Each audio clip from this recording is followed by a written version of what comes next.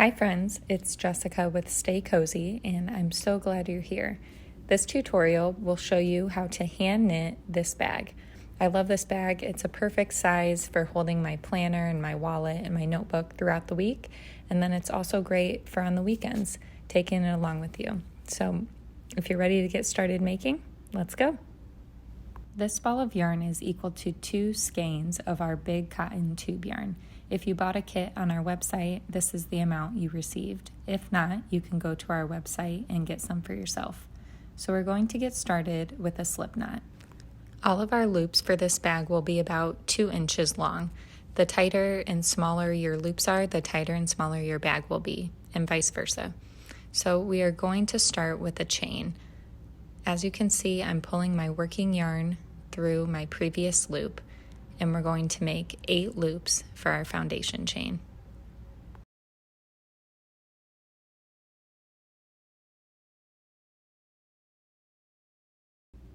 Now that our foundation chain is complete, we're going to get started on row 1. You're going to pull your working yarn through that 8th loop of your foundation chain, and you're going to make a loop that kind of looks like a horseshoe. So you don't want these twisting, but you simply want to pull them up through the hole of each loop in your foundation chain so that you have 8 loops going across. These will be about the same size, around that 2 inches.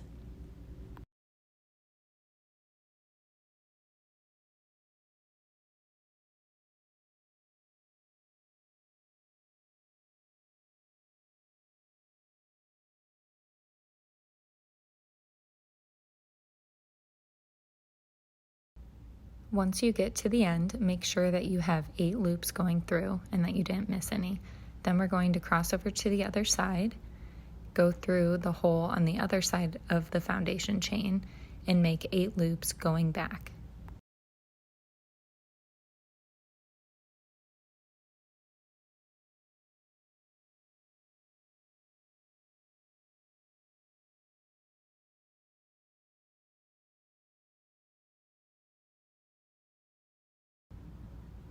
Make sure you do 8 loops on this side of the chain, and for the last one you're going to go through that same loop so that each loop has one right across from it. And now we're ready to start row number 2.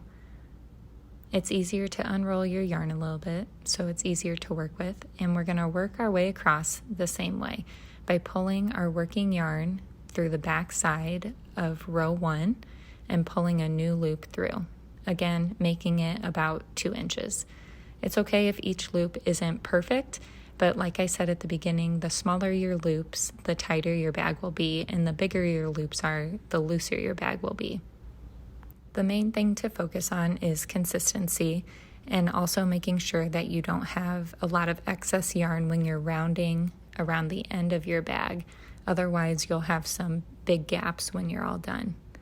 So we're still on row number 2, just heading back the opposite direction.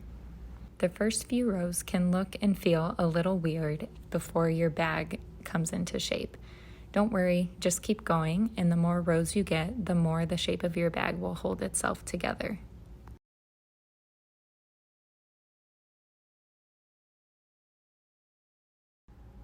We are now on row number 3. Each row will continue in the same way that these previous rows have until we have a total of 8 rows, not including that foundation chain. So you'll have 1 foundation chain and then 8 rows that look like these, and then we will do a binding off row.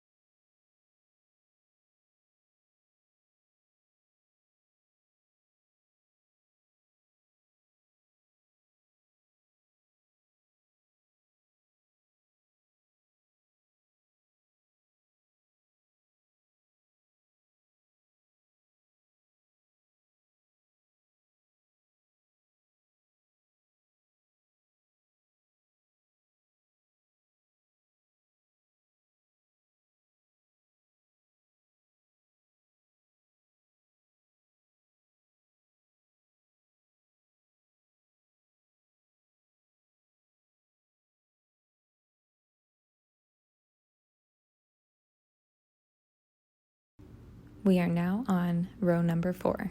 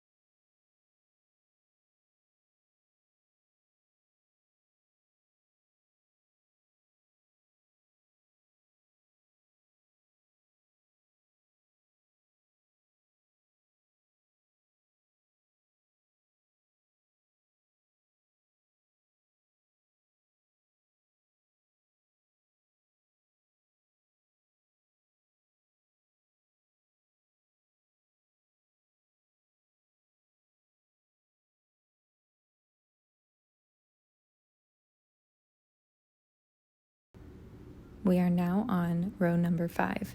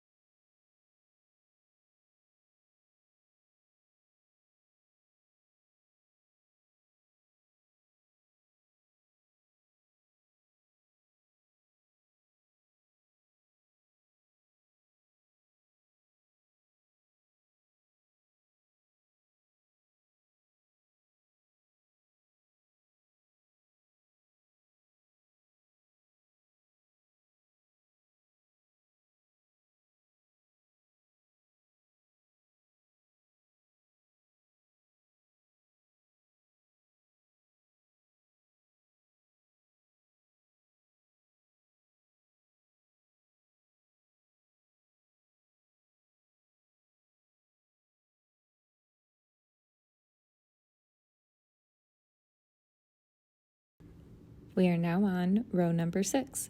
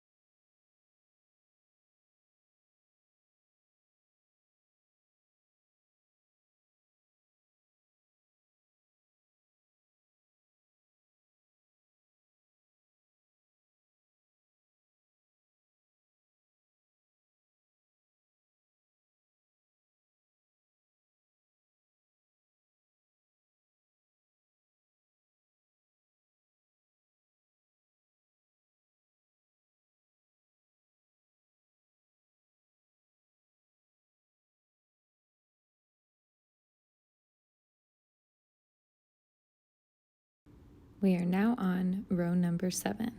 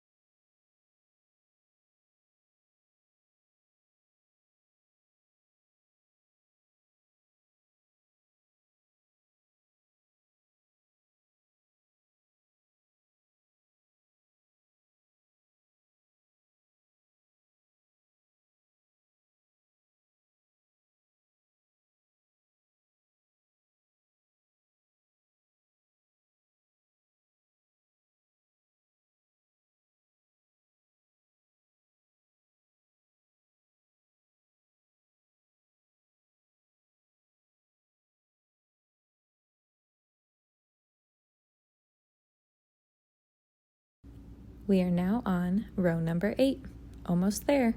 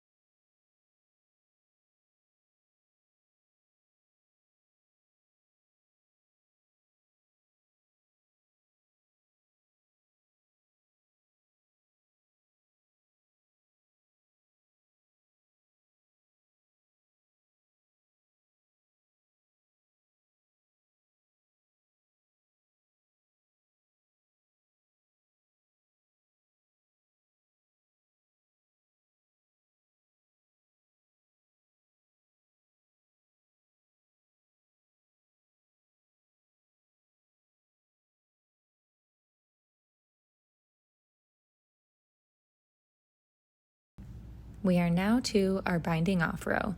So this row is going to look a little bit different than our previous rows.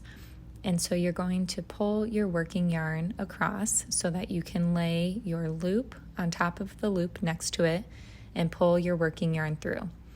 Now you lay that new loop on top of the loop next to it and pull your working yarn through. This binding off row kind of resembles a hand crochet technique, and you will work your way all the way across the bag. For this binding off row, it's important to pay attention to the size of your loops.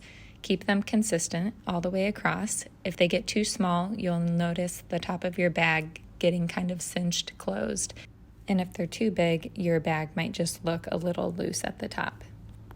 Continue your binding off row all the way around the top of your bag.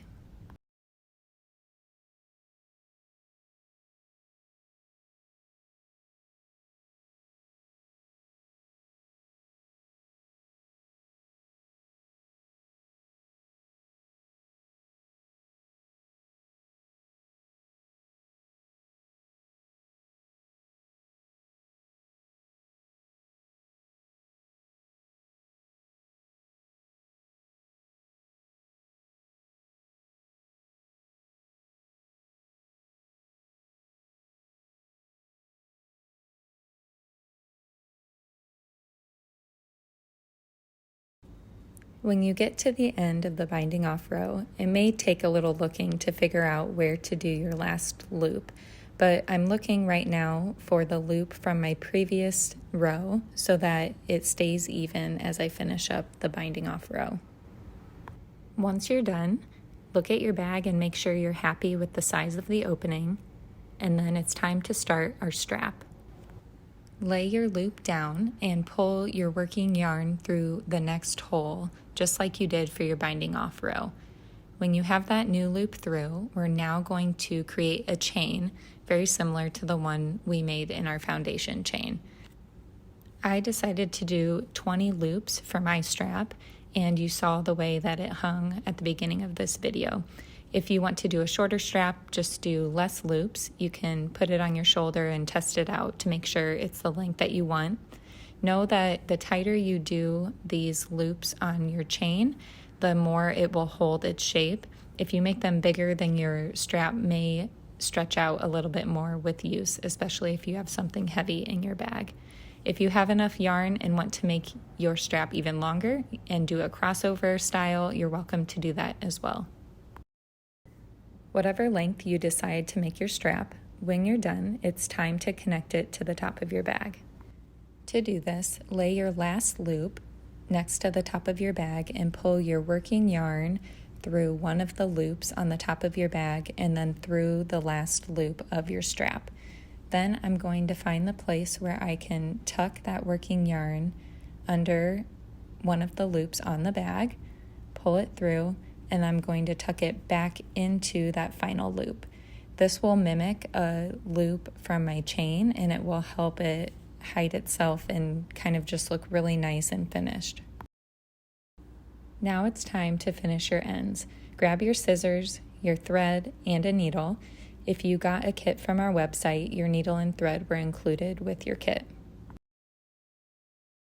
Once your needle and thread are ready, grab the end of your yarn and turn back the outside.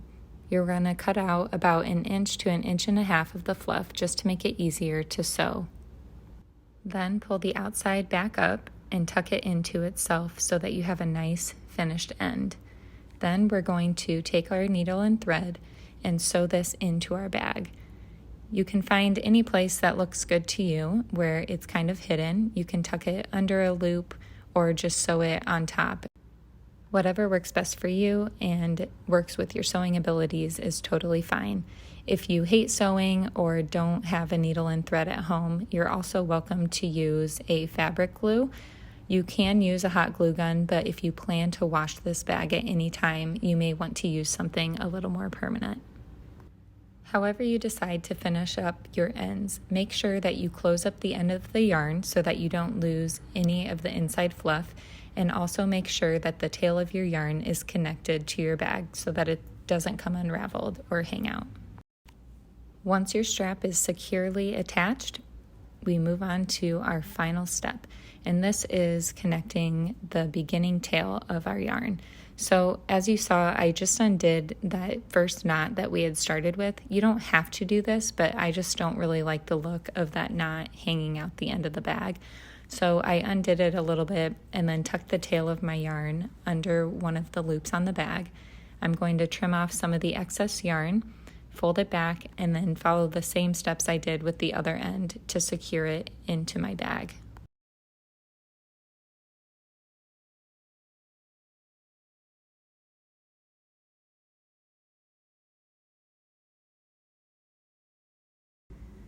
Once your end is safe and secure, congratulations, your bag is complete. I hope you love this bag so much. As you can see, the inside looks like more of a traditional knit stitch. And if you like this look, you can actually turn your bag inside out. Simply reach in, grab the corners of your bag, and pull it out. Continue reshaping and flattening the bag until you like the way it looks, and then you're good to go. This is the way your bag will look with the knit stitch out. However, if you prefer more of a crochet look or the reverse knit stitch, then just keep your bag the way it was and you're good to go.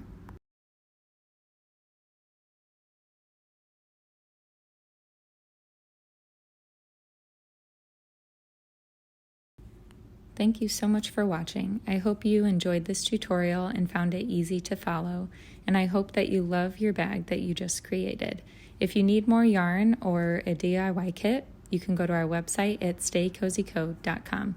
Subscribe and follow for more.